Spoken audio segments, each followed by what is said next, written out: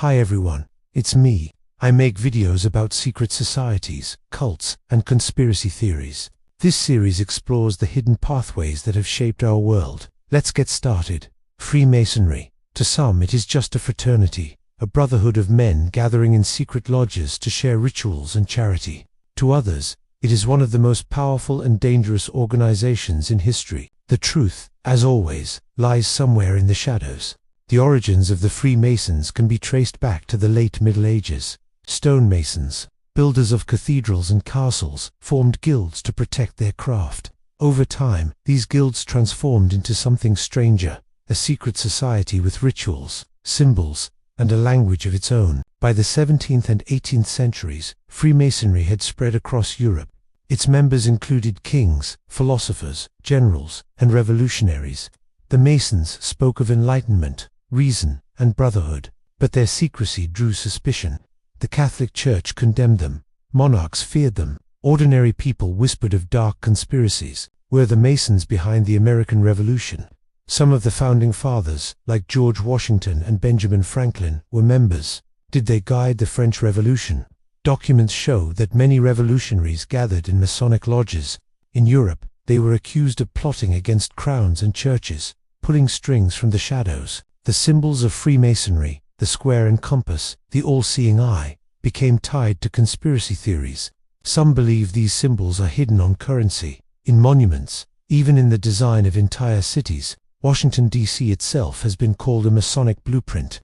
But perhaps the darkest shadows fall on the question of control. For centuries, rumors claimed the Freemasons sought a new world order, a global government ruled from the shadows. While no proof exists of such power, the secrecy of the order makes it easy for myths to grow.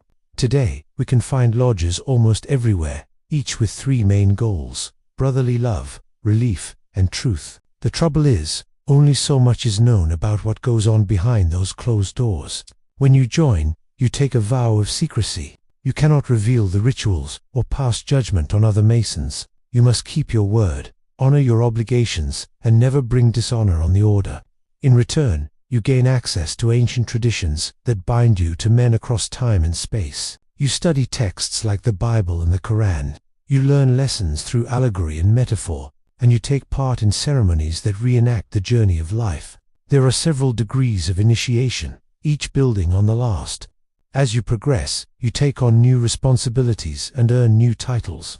At the highest levels, the teachings become more abstract and esoteric. You might study ancient myths and symbols, or you might engage in philosophical debates. In the end, it is up to each individual lodge. Each meeting follows a basic structure. Members gather in a ritualized space. They follow a strict code of behavior. They recognize each other with special signs and passwords, and they engage in a ceremony that blends the sacred and the social. Every lodge is different though. Some focus on charity, others emphasize personal growth. Still others seek to preserve tradition. Generally speaking, the modern fraternity is less political than its historical counterpart. It does not seek to overturn governments or challenge churches. Rather, it offers a space for men to come together and better themselves. There are millions of members worldwide. They meet in secret, yes, but they do not plot in the shadows.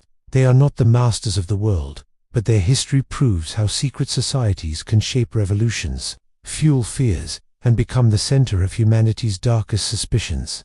I hope you enjoyed this episode. If you did, please subscribe. And if you want to know more about secret societies, stay tuned for more information. Thank you.